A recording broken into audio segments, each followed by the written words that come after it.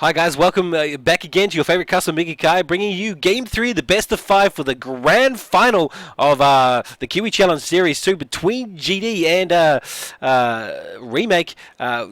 Game 1 and 2 going to Remakes. Game 2 very much so, with amazingly large team plays with their global presence team. I am your customer Mega Kai. If you like what I'm doing, hit like, hit subscribe, follow me and lend me your support, because the more support I have, the more polling potential I have to do greater events. There is an event on the 17th of August at iPlay Internet Cafe in the middle of Auckland City. $150 cash for first place, as well as 5 Razer headphones. A very substantial first prize pool for just the LAN event. So I suggest going on down, lending your support. Just come on down and have a watch if you're not looking to play, or get your 4 of your best friends that you play Dota with. Go on down and compete, because we're going to see a different level of play down there. This isn't over the internet, and some of these teams that you're seeing in these casts won't be able to play. So you have a chance to sort of win that first or second prize position. I am a Mega Kai, and my co-caster today is going to be Avril again, that infamous Avril. How you doing, buddy? Oh, we're going for a 3 out of 5 at the moment, assuming this goes to 5 games, but we don't know if it will at the moment, because RMK looking so strong so far. Seconds remaining. Yeah, you could see they've changed the name to Ball So Hard as one of their team names, because in that last game it was going quite favourably at the beginning in the favour of GD, but once those level 6 ults started coming out, we saw Remake just absolutely dominate through that mid phase and actually go to almost a well farming status right at the end there. So I think GD are going to think more cautiously now about their bans. They may be looking to ban at their Clockwork, because he did all those amazing initiations. We'll see, but Remake at the moment getting the first ban. What will they pick? Alchemist is probably a hero they might consider, but so far they've been going for Bat Riders and things like that, so, probably a Bat Rider. With all the hate and all the, it's just as you call it, Bat Rider, with all the hate Bat Rider gets in the Oceanic scene, they're going to just let him through, because I don't think a lot of players play Bat Rider because of this scenario where he just constantly gets banned out. Yeah, meanwhile, there's actually a lot of heroes in the international scene that aren't picked up over here. We're not seeing a Razor pick up. We're not seeing Timbersaw. I think we might have seen a Timbersaw at some stage, but it was just really weird and something that you don't see picked up over here. So, actually a lot of heroes in the pool that typically don't get picked up, but, are available to teams if they want them. Yeah, and we're looking at these bans. Bat Rider ban, Lifestealer ban, very standard bans. And at this stage in the game, I think GD need to pull some sort of trump card out. They need to play a hero that is going to add an element of play that Remake are not expecting, because that's the position they're in. They're on way on the back foot with 2 losses. They need to win this game. It's their only chance. They're in it with their last life. Whereas Remake can just go and do whatever they want, really. If they feel inclined that they're going to win this, they can throw out a little bit and just take a fun lineup if they choose to do so. Here we go, Lone Druid, a hero we haven't seen from Remake just yet, and we will see it now. I'm eager to see what they do with this one. And they let Visage and Weaver through. Yeah. 2 heroes that they commonly banned previously have gone through, so... Yeah, GD getting 2 heroes they haven't had before.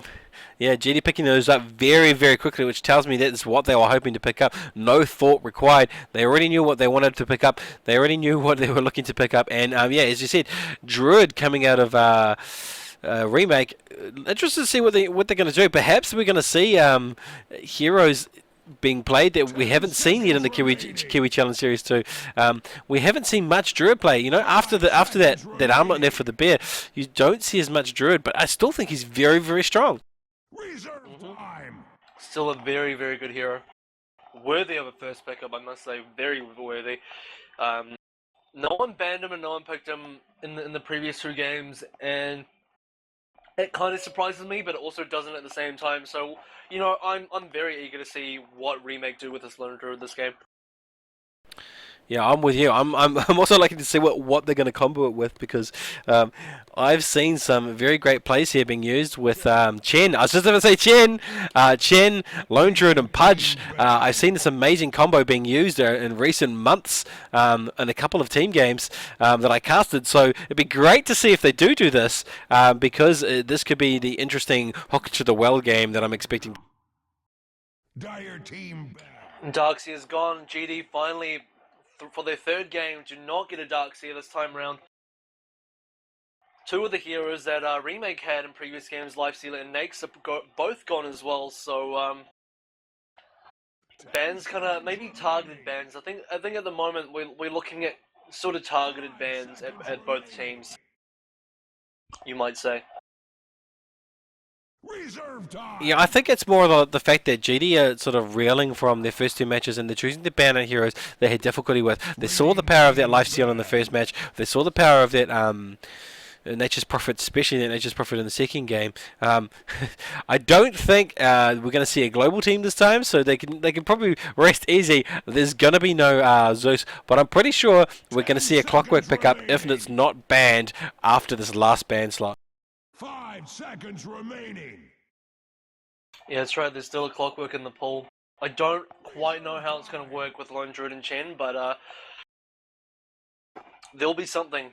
Because the thing about Clockwork is he works really well in a team with a lot of ranged heroes, because obviously if you're ranged you can shoot them while they're the enemy's inside cogs. With a melee oriented lineup with something like a Lone Druid probably doesn't work quite as well. Yeah, and I guess you're probably right. This could be the pickup for the person who normally plays the Clockwork. It could be the Lone Druid for that Actually, their long lane. So Clockwork would work really well in GD at the moment. You got Visage and you got Weaver, and both of those heroes work really well with Clockwork because you can hit the enemy while they're inside cogs. Reserve time. But yeah, I like this Lone Druid Chen combo. I like the potential just to heal that bear when you need it to be healed, as well as saving the Druid. But of course, that Chen with a net creep, if you get lucky enough to find one, you can almost say that that's going to be first blood there.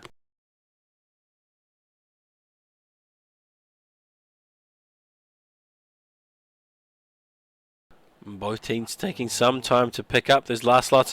We see a Jug ban and a Gyro ban. Not sure why the Jug ban. Perhaps they know something that I don't know.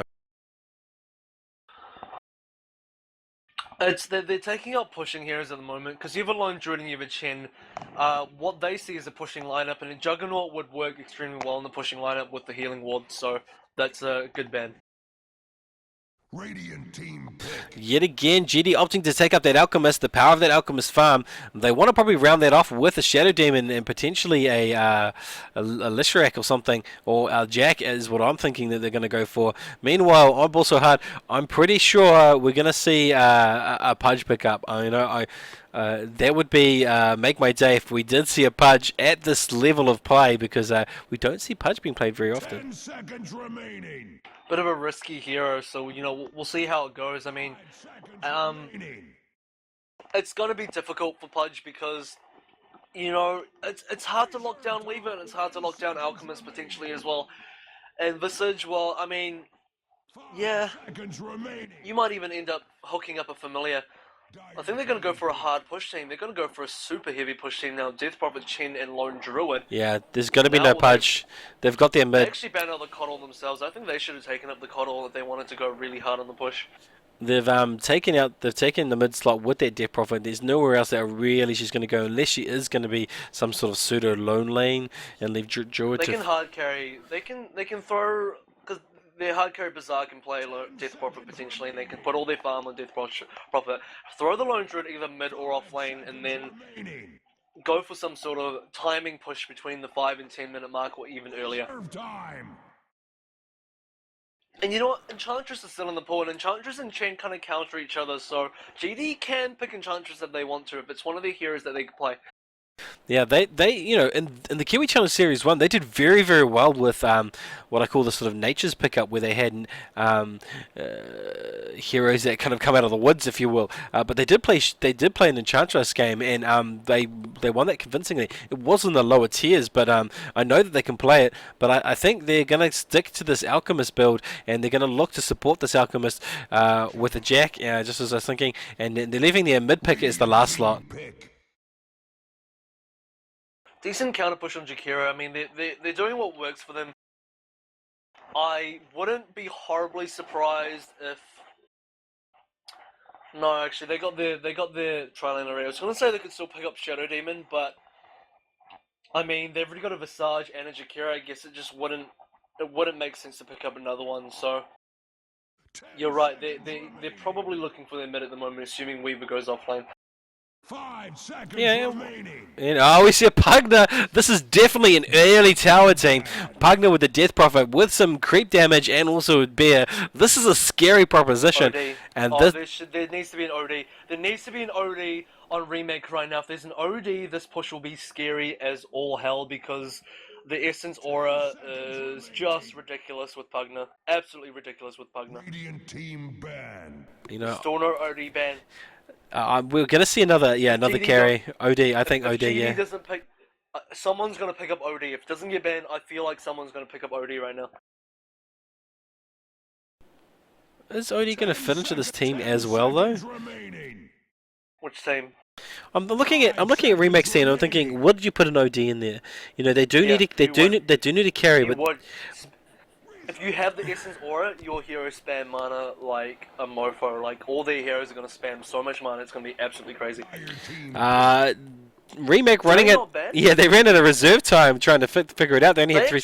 Maybe they didn't. Maybe they purposely didn't ban. Maybe they purposely didn't want to use a ban. I don't know. I'm just thinking right now. Yeah, I was gonna say Tinker might be good in their team, but no, definitely this last slot here is gonna determine who's in the mid position. It's definitely gonna be who's gonna be in the tri lane. If they have a tri lane, they're not gonna have a tri lane. It's gonna be dual lanes. Death Brother at mid. But at the same time, Offlane, Orange Druid can offlane. Orange Druid can offlane. at the same time, I do like GD's pick up. They're going to put Tinker mid, which I think is very very strong. Okay. Dazzle. Dazzle works. Yeah, That look works, look at that because, push. Look at that push. So much push coming out of. There's a lot of heal and there's a lot of pushing potential here. It works. It works. And you got sort of semi-squishy heroes on the remake team as well, so Shallow Grave's going to be important. But this team's going to need to do a lot of work because, once again, niche strats being run here by remake. If they pull off their strat, it's going to work really well. If they don't pull off their strat, I definitely see GD taking this.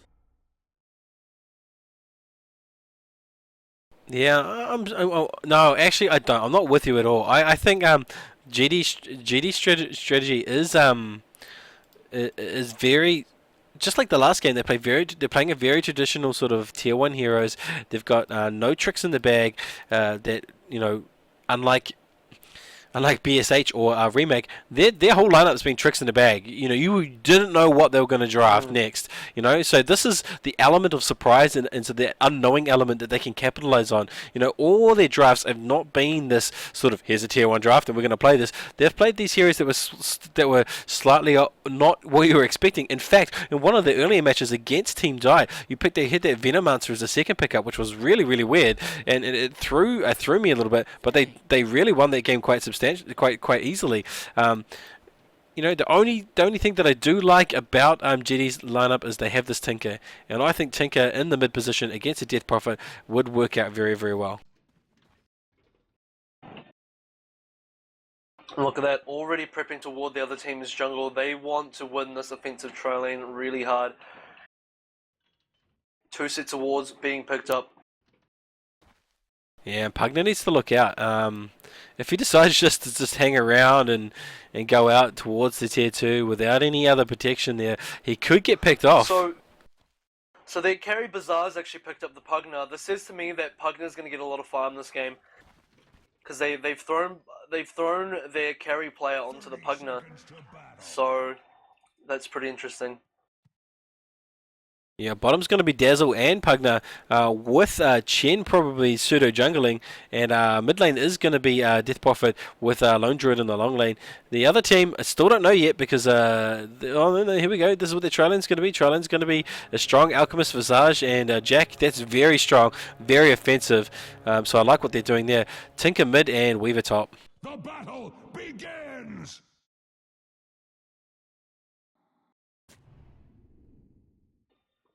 And Lone Druid, of course, going to be pulling creeps as you do when you're Lone Druid. He's expecting an offensive tri-lane going against him, but it's just going to be a solo Weaver.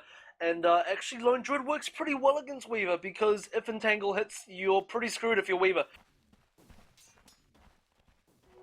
Double damage. He finds the Weaver, he realizes, yep, this is going to be 1v1 solo, and the other lineup, the other lane, bottom lane, is where pain will come. But from who will be the good question. Most likely from GD, but to remember that Dazzle also does have that shallow grave. It's going to be a little bit hard for GD to secure a kill if Dazzle is on top of those shallow graves. Yeah, but also don't forget the Decrepify. Decrepify with Dazzle's heal is going to do so much damage depending on the number of friendly targets around. And also his poisonous touch on a Decrepified creep does a reasonable amount of damage. So need to look out for that also. Pugna's a little forward. Just a little bit forward there.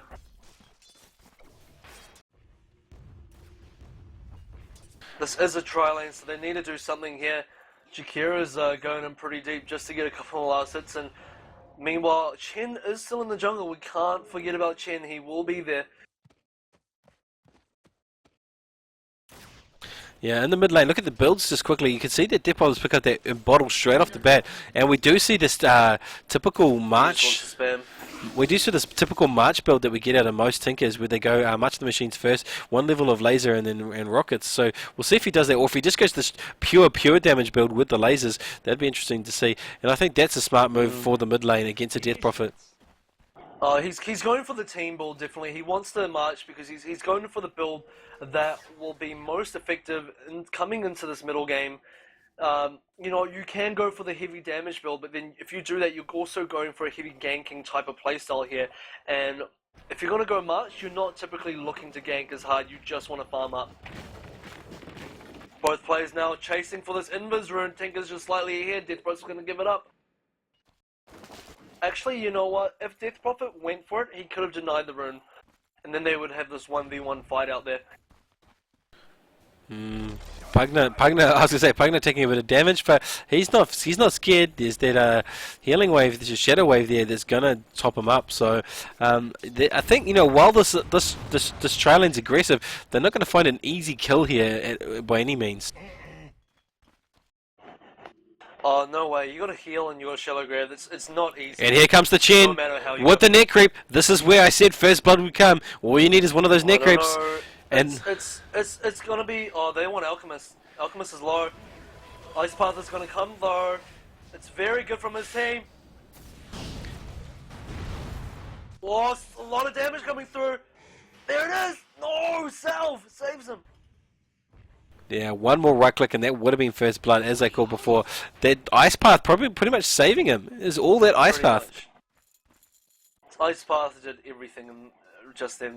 That was everything coming from the Ice Path. Good timing on the Salve from Alchemist as well. Everything kind of just worked out there. GD now coming in. They're going to punish. Is he going to decrepify his teammate? Shallow grave being used. Shallow grave. But no, it's going to be a dive. No, he doesn't. He doesn't chase. First blood going up to Tinker. What the hell happened there? First blood going to Pugna, I should say. Oh, Pugna now. Pugna now. Gets a trade off. And, oh, Alchemist. He suicides. Alchemist kills himself.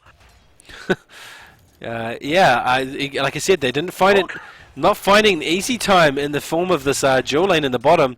Actually, they're finding it very difficult. Yeah.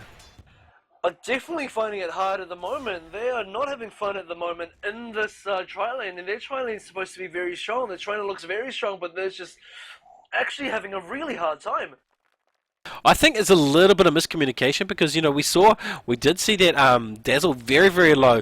Jinkara could have just chased him for one more second and right clicked him, but he broke off. Speaking of low, Weaver got pretty low at the top lane. Lone Druid's actually doing a very good job. Yeah, he just backed off at the last second, which I think was a mistake. He would have. I think he would have got the Dazzle if he just stayed for that one more split second. But hey, those are the calls. Yeah, a little bit of, a bit awkward on the communication there. Not too sure if they want to stay in, not too sure if they want to go out. Alchemist was like, I want to turn around, I want to get this Clask off, unstable concoction, and then no one to throw it on manages to suicide himself.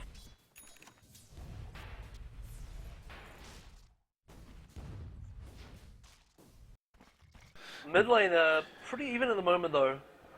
With, no, actually, no, not even at all. Death Prophet, wow, way ahead. Death Prophet, extremely way ahead at the moment. That Crypt Swarm doing a lot of damage.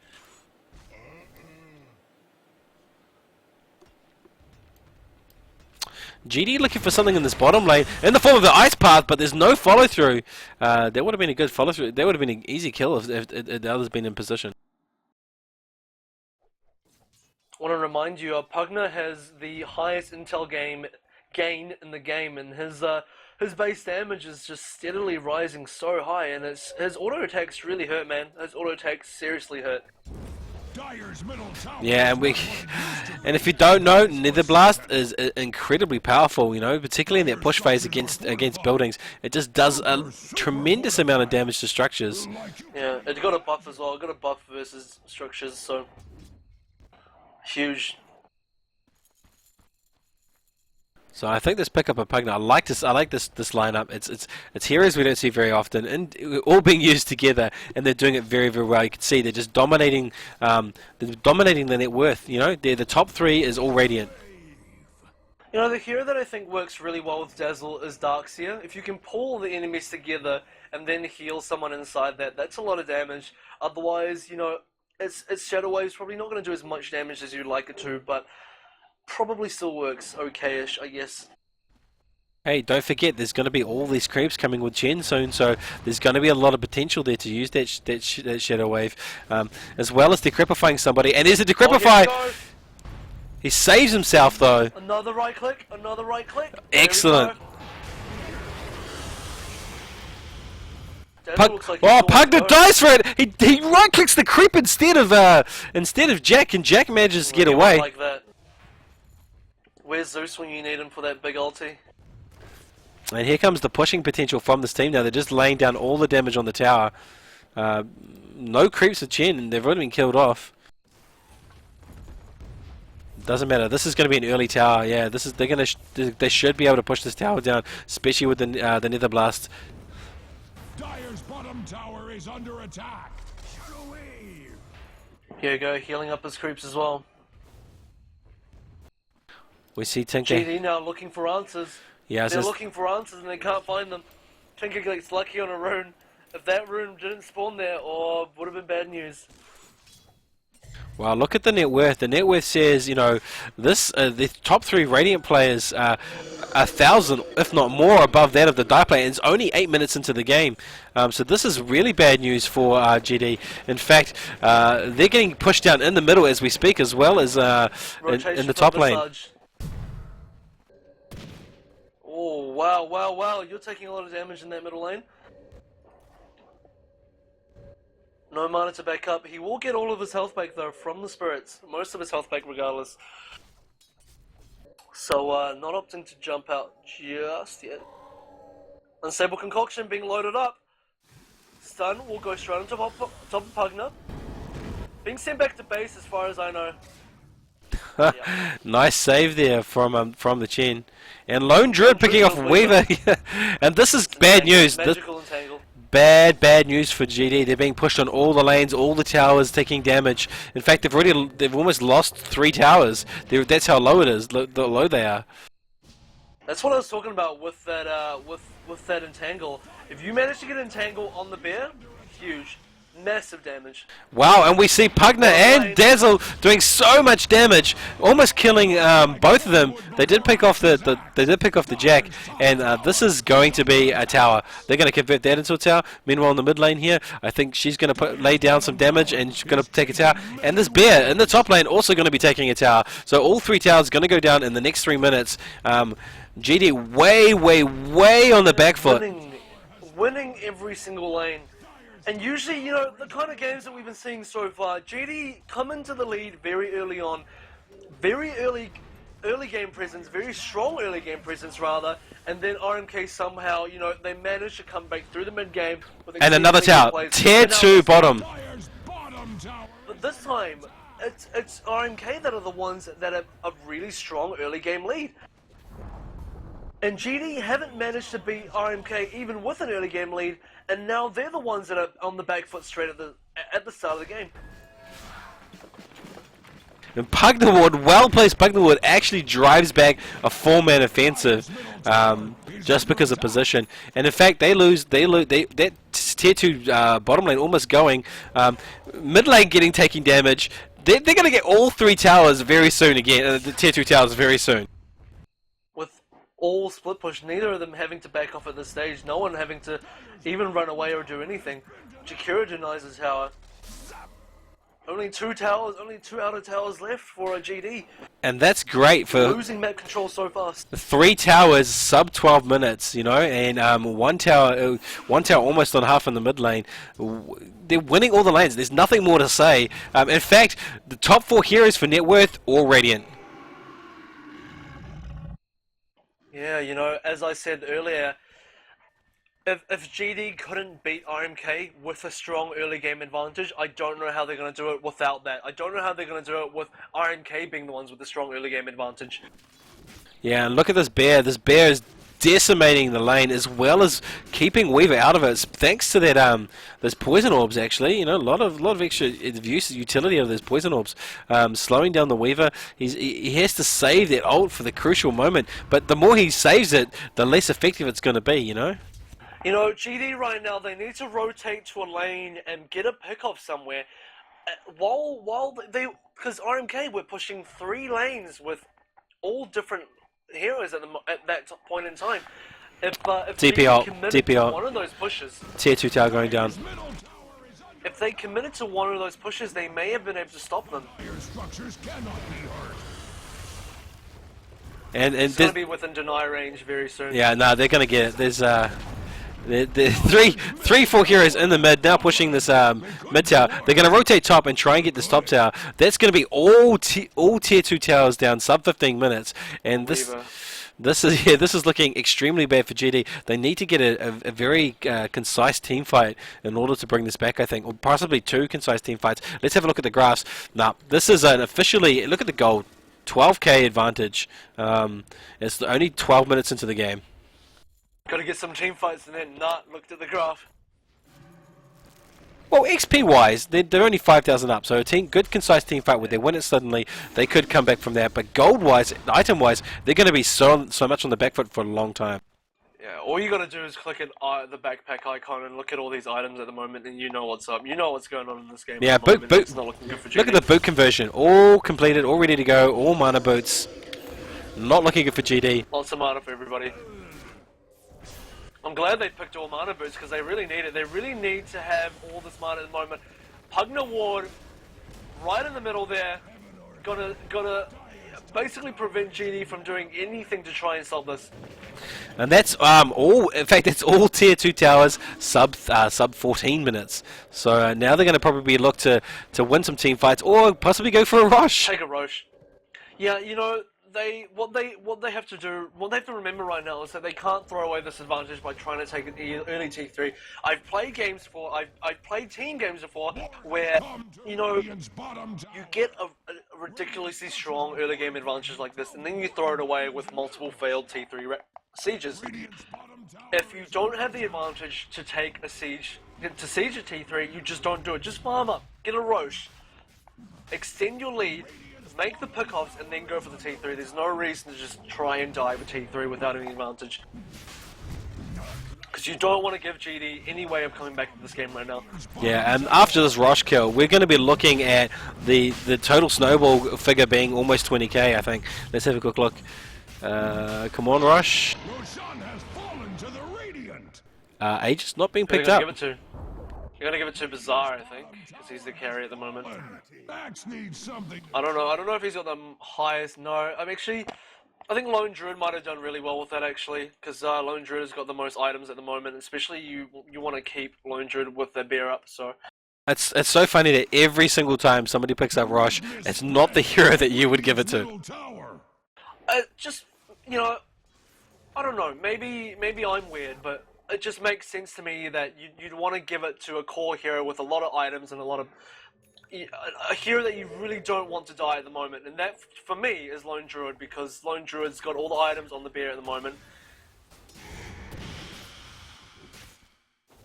Axe observes carnage under. And Pugna's good, but what really does Pugna have at the moment that you say, yeah, we really want Aegis on this guy because he's got the best silliest ring and we want to keep that up, right? Oh, Entangle onto Tinker. That's bad news. Yeah, you're gone. Many wounds.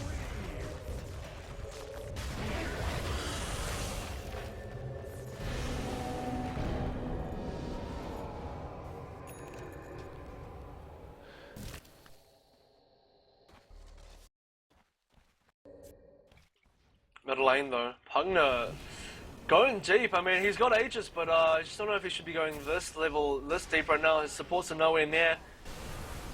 Oh, here we go!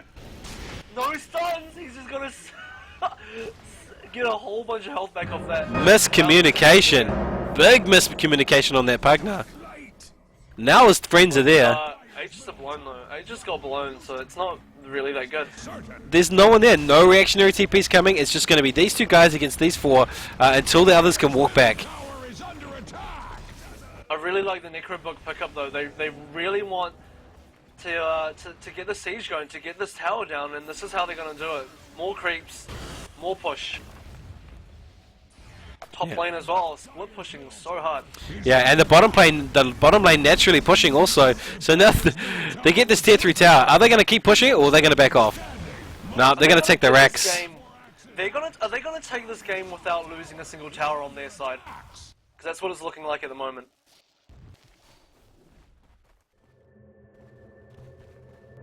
Yeah, and GD on the back foot, their sphere of influence and control being reduced basically just to outside their base. They can't go out and farm. They can't pick off any camps. This is a done deal as far as I'm concerned. Looking at the graphs, this is... And the amount of heals on RMK at the moment, it's like you can damage them as much as they want, but hey, we got a Chen, he's got a mech, he's got an ulti, we've also got a Dazzle with the Shadow Wave. How do you stop them from healing up? This push is so inevitable. And we've also got the natural heals in the form of Death Prophet's ult and Pugna's ult. There's also two Necrobooks now, double Necrobook.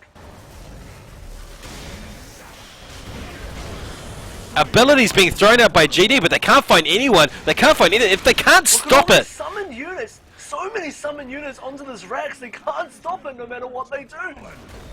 Push, push, push is all I can say. There's not much that GD can do, and that is the mid-racks down. They're probably going to rotate to top lane next. Usually in this sort of situation, you know, you got to tinker, you out-damage the other team to a point where they can't push anymore because it's just too much damage and the other team has to fall back. But when you have this many heals on the other team, and on top of that, wow, you even have a Satyr with a Regen Aura. Two Satyrs, both on the Regen Auras. Obviously only one of them is going to work, but still, you got a Regen Aura on top of that. A Vlad's on your Lone Druid. I don't know if there's the amount of pushing coming through. Yeah, it's just the amount of push, the amount of regen, heal, natural heals as well as active heals. There's a Vlad's in there, as you see it as well. So yeah, there's not much that this GD team can do. They need to win the next 4 team fights in a row in order just to be in the game.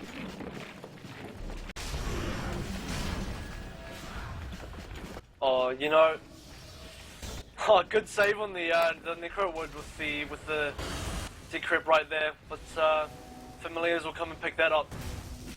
To be honest, I think Dazzle should get another mech. If Dazzle gets another mech, a double mech will just allow them to continue this sort of siege.